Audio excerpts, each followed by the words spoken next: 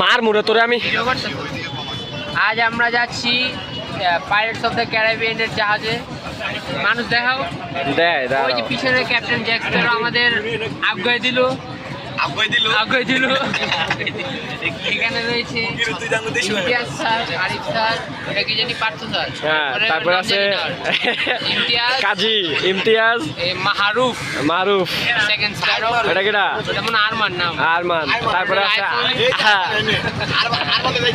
ও sorry আচ্ছা আয়মান, তারপরে আছে আমাদের Arif sir, NH sir, Enayet sir, হ্যাঁ।